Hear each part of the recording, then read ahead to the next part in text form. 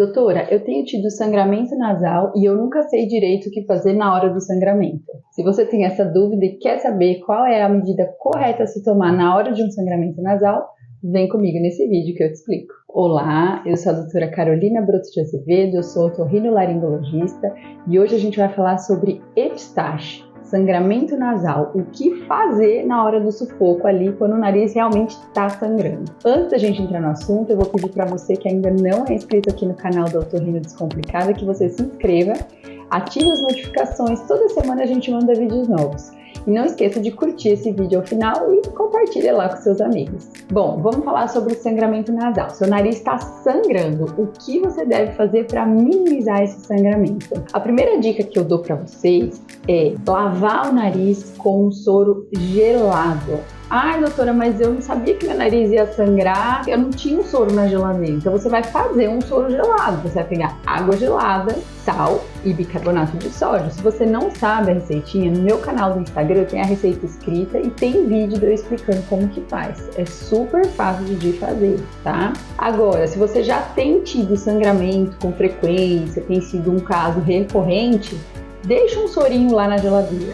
A hora que começar a sangrar, você vai pegar esse soro gelado e vai lavar o nariz com o soro gelado. Se você souber fazer lavagem de alto volume, essas com garrafinha, é uma ótima opção. Deixa lá na geladeira e na hora do sangramento, cabeça para frente, pega a garrafinha e vai jogar o soro gelado lá dentro do seu nariz. Isso faz com que os vasos sofram um processo de vasoconstrição, ou seja, eles vão diminuir de calibre, a espessura deles vai diminuir e a tendência é diminuir o sangramento. Então essa é a primeira medida que você vai fazer e é super tranquilo de fazer. Em segundo lugar, quando a gente tem um machucado que está sangrando, a gente não vai lá e aperta esse machucado para tentar parar o sangramento? No nariz é a mesma coisa. Como a gente vai fazer? Você vai tentar observar de qual narina está sangrando mais. Se for de um lado só, a gente vai tampar um lado só. Se forem os dois lados, a gente vai comprimir os dois lados. Então você vai apertar a narina que estiver sangrando. Se for dos dois lados, você vai comprimir as duas narinas, certo? Sempre que vocês tiverem algum sangramento, vocês vão colocar a cabeça, gente, para frente. Muitos pacientes falam: ah, doutora, quando sangra eu ponho a cabeça para trás para parar de sangrar. Isso tá errado, gente. Se você joga a cabeça para trás, o sangramento vai cair lá atrás, na garganta, pode ser que vá para sua via respiratória. Então isso não é bom. Cabeça para frente. Escolha um local onde você consegue deixar o sangue fluir. Uma pia, uma cuba, um balde, alguma coisa onde você vai poder ficar com a cabeça baixa e deixar o sangue escorrer ali naquela região. Então, comprimir o lado que está sangrando e cabeça para frente, ok? Além disso, você vai pegar 2 pedrinhas de gelo, embrulhar num saquinho ou num paninho e vai colocar nessa região aqui, ó, em cima do nariz, na testa, e ficar segurando um gelinho aqui. Então, como que você vai fazer? Cabeça para frente, comprime o lado que está sangrando, gelinho aqui, ó, nessa região da testa. Você vai ficar nessa posição, fazendo gelo e comprimindo durante 5 minutinhos. 5 minutos são suficientes para que esse sangramento vá minimizando e pare de acontecer, ok? Então são dicas fáceis. Primeira coisa, lavar com soro bem gelado. Segundo, comprimir. Terceiro, cabeça para frente. Quarto, gelinho na testa. Esse tipo de medida você pode fazer aonde você estiver e ele serve para o que a gente chama de epistaxe anterior. O que isso quer dizer? Se você está com a cabeça reta e o seu nariz sangra aqui para frente, isso é uma epistaxe anterior.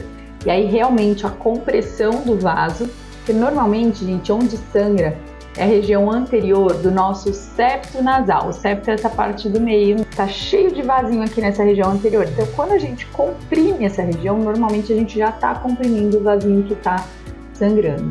Então, para as epistaxes anteriores, essas medidas são ótimas, tá? Agora, se você tem uma epistaxe posterior, o que isso quer dizer? Você tá com a cabeça reta e o sangue ele não sai aqui pelo nariz, você sente engolindo o sangue ou você cospe sangue pela boca. Isso é uma epistaxe posterior. Normalmente, nesses casos, são vasos maiores, mais calibrosos e os sangramentos são mais graves. Não adianta, nesses casos, comprimir. Por quê? Porque o vaso está lá para trás, a gente não alcança o vaso na compressão.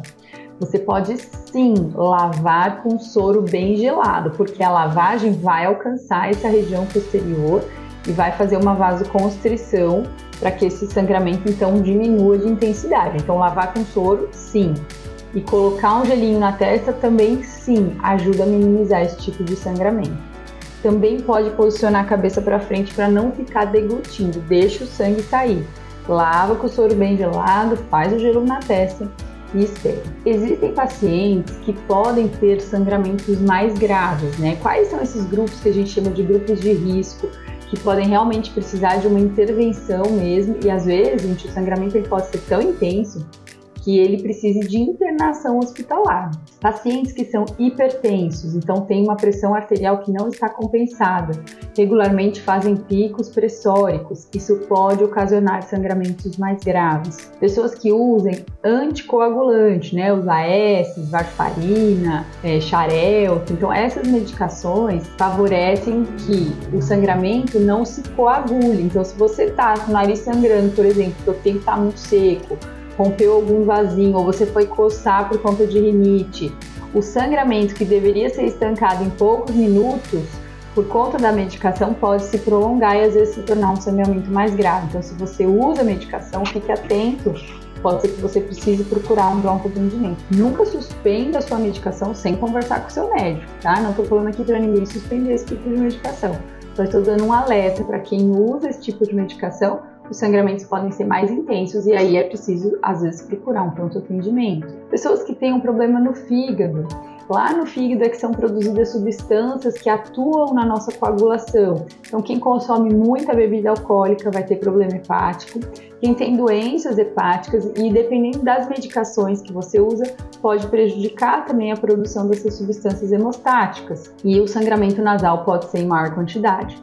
Tem ainda pessoas que têm doenças de coagulação, né? Então, se você tem um histórico de ter sangramentos pequenos, de repetição, em outras regiões que não só no nariz, pode ser que você tenha algum distúrbio de coagulação e aí o hematologista, o médico que investiga essas doenças, pode te ajudar a investigar se você realmente tem algum distúrbio de coagulação. Crianças e idosos têm uma mucosa nasal mais vulnerável, então tem mais sangramentos mais frequentes, então essa população também precisa ficar atenta, né? E às vezes procurar um atendimento mais recorrente.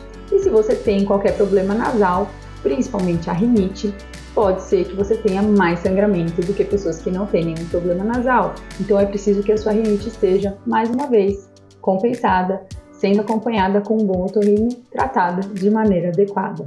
Se você fez essas medidas iniciais e o sangramento não parou, é preciso procurar um atendimento médico.